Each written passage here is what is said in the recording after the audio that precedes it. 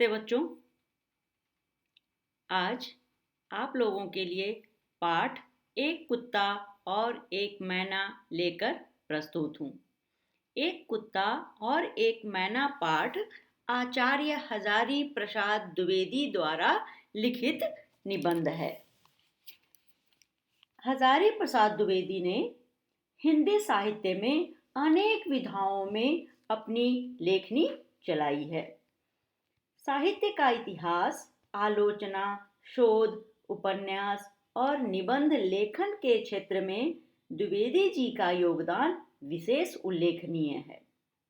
अशोक के फूल, कुटज, वाणभट्ट की आत्मकथा हिंदी साहित्य का उद्भव और विकास, कबीर उनकी प्रसिद्ध कृतियां हैं। द्विवेदी जी ने साहित्य की अनेक विधाओं में उच्च कोटि की रचनाएं की हैं। उनके ललित निबंध विशेष उल्लेखनीय हैं।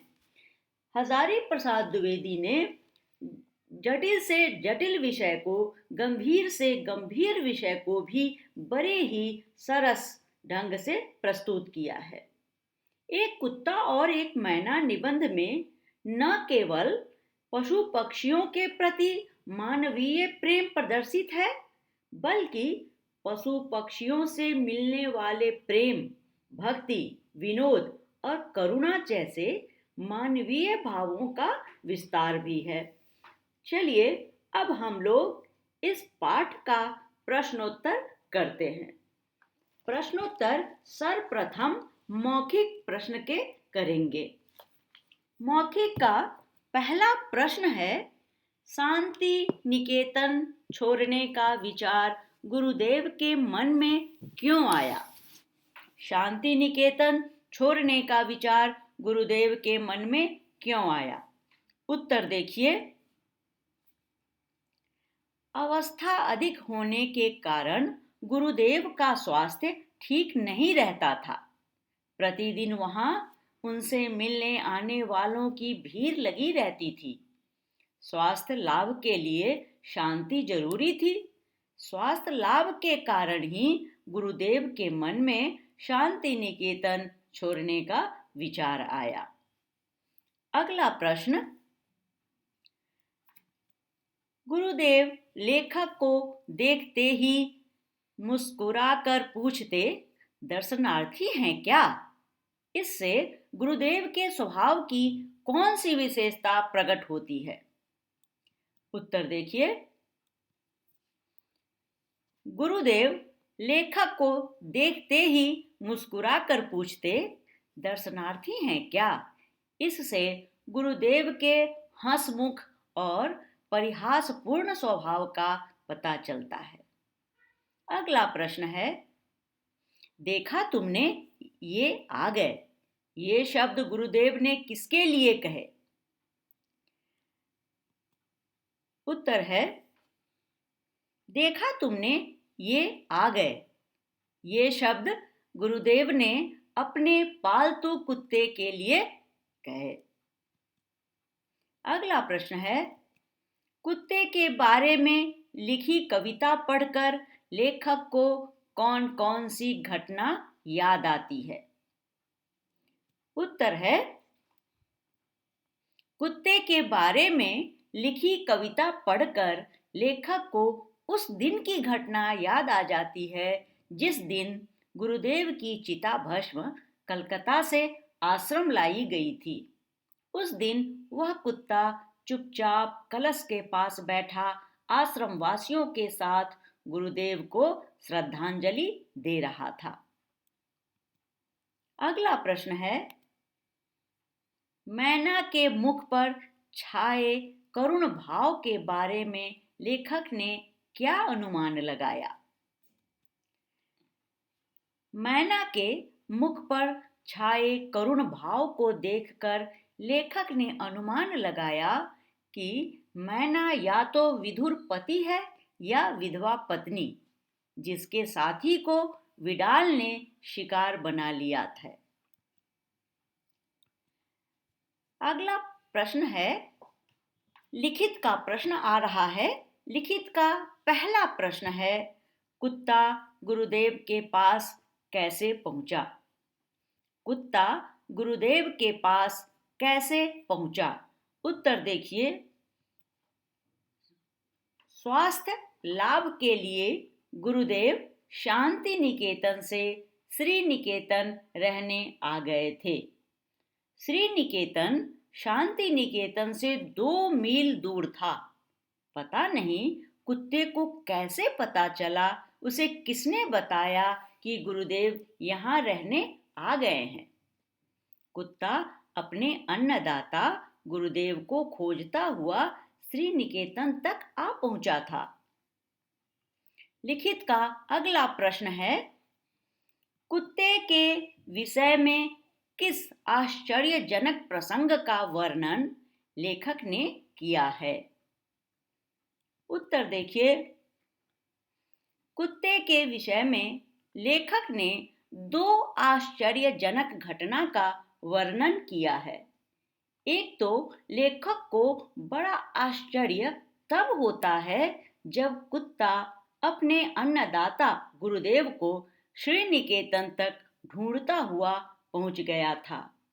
श्री निकेतन जो शांति निकेतन से 2 मील दूर था। दूसरी घटना उस दिन की है जब गुरुदेव की चिताभस्म कोलकाता से आश्रम लाई गई थी। लेखक को तब बड़ा आश्चर्य होता है जब आश्रम वासियों के साथ मिलकर वह कुत्ता भी चुपचाप बैठा गुरुदेव को श्रद्धांजलि दे रहा था। लिखित का अगला प्रश्न है, कविवर रविंद्र द्वारा लिखित कुत्ते से संबंधित कविता का भाव क्या था? उत्तर है, कविवर रविंद्र द्वारा लिखित कुत्ते से संबंधित कविता का भाव यह था कि वह कुत्ता भी एक भक्त था जो समय का पाबंद था। वह प्रतिदिन नियत समय पर आकर गुरुदेव के आसन के पास बैठ जाता।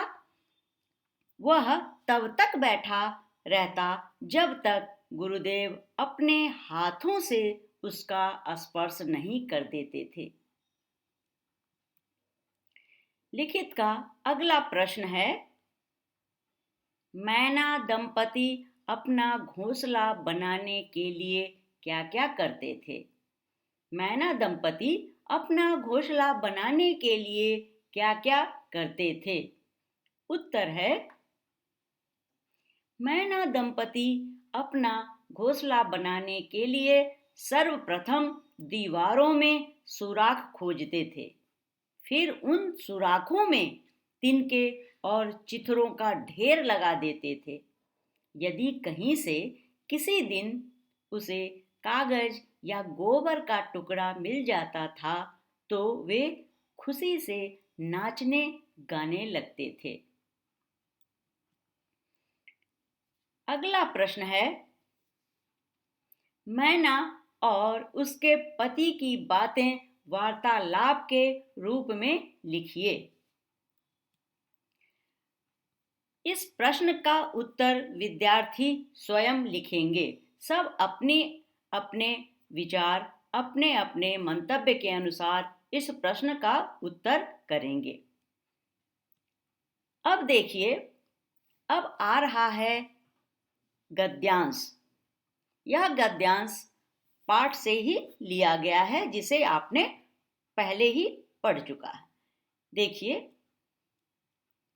पठित गद्यांश पर आधारित प्रश्नों के उत्तर दीजिए। सर्वप्रथम आप इस गद्यांश को पढ़िए और इसी गद्यांश पर आधारित नीचे दिए गए प्रश्नों के उत्तर लिखेंगे। गद्यांश है, एक बार मैं सवेरे गुरुदेव के पास था। उस समय एक लंगड़ी मैना फुदक रही थी। गुरुदेव ने कहा, देखते हो यह रोज फुदकती है, ठीक यहीं आकर। मुझे इसकी चाल में एक करुण भाव दिखाई देता है। गुरुदेव ने अगर कह न दिया होता तो मुझे उसका करुण भाव एकदम नहीं दिखता। मेरा अनुभव था कि मैना करुण भाव दिखाने वाला पक्षी है ही नहीं। यहाँ गद्यांश खत्म होता है। अब प्रश्न देखिए, मैना कैसी थी? उत्तर, मैना लंगड़ी थी। दूसरा प्रश्न है, गुरुदेव ने मैना के बारे में क्या कहा? उत्तर है, गुरुदेव ने मैना के बारे में कहा कि उन्हें मैना की चाल में एक करुण भाव दिखाई देता है। अगला प्रश्न है, लेखक का मैना के विषय में क्या अनुभव था? उत्तर आ रहा है, लेखक का मैना के विषय में अनुभव था कि मैना करुण भाव दिखाने वाला पक्षी है ही नहीं। अब अगला प्रश्न है, सही गलत, यानी सही विकल्प चुनकर सही का निशान लगाना है। प्रश्न है, सही विकल्प चुनकर सही का निशान लगाइए। श्री निकेतन के मकान में लेखक ने गुरुदेव को क्या करते हुए देखा? अब 4 विकल्प हैं। चारों विकल्प में से जो विकल्प सही है उस पर आपको सही का निशान लगाना है। 4 विकल्प कौन कौन से हैं? चारों विकल्प इस प्रकार हैं।